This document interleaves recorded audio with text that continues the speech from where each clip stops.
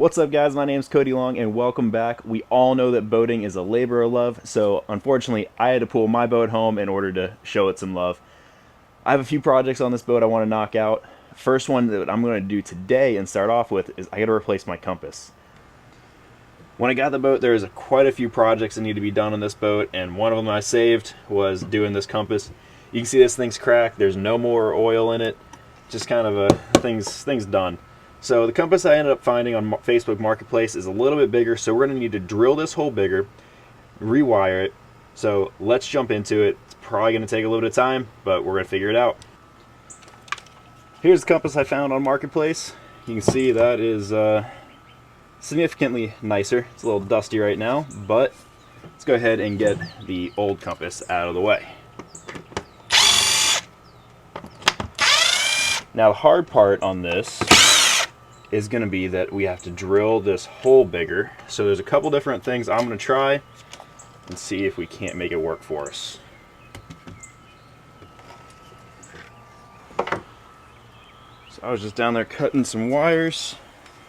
This is what I got here. So these are the wires for the lights. See, I probably won't be able to get this on camera, but they should just unplug. Didn't have to cut anything, they unplugged, so compass is gone.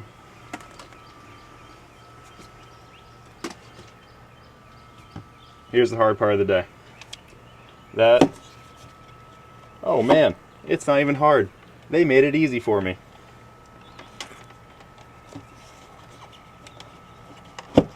Look at that. That compass fits in there absolutely perfect.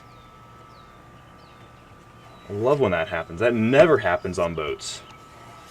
I thought I was going to be drilling this thing for hours. Alright, this thing fits in there snug.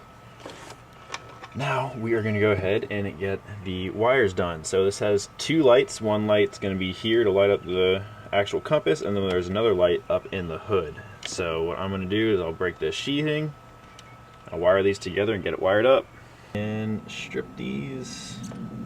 Now we're going to be grouping the blacks together and the reds together, so I want to give ourselves enough to where we can do that easily.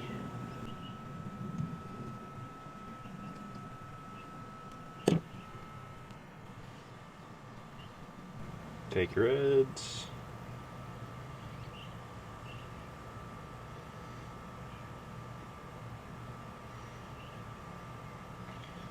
It's pretty thin gauge wire, so I'm going to use these blue butt connectors. It's going to be a little too long, so I'm just going to snip off the end. Now these are heat shrink butt connectors, so after we get installed we will be heat shrinking them.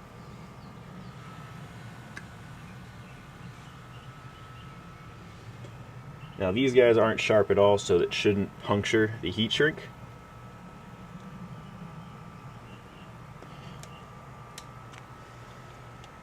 And it did not.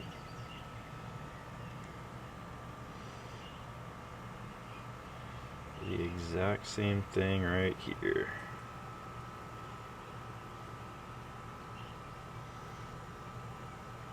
Just a little bit shorter.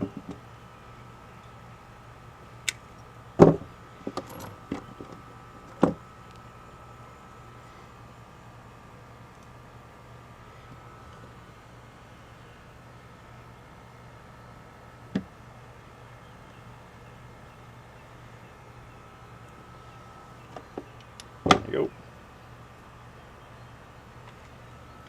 Alright, let's tuck this guy in there. Since I'm already up top, I'm going to pre-drill some holes for myself. Make sure this guy's in there straight as we want it. I had to get some longer stainless, so I'm going to just go ahead and... I know there's nothing back there, so I'm not worried about going through.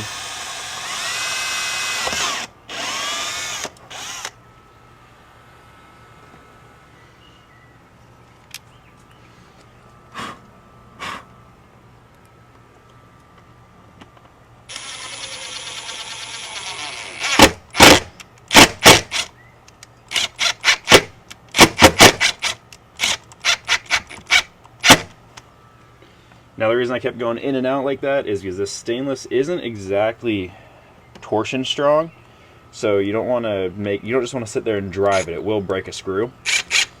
So I'm gonna do that. Nope, let's do that here too.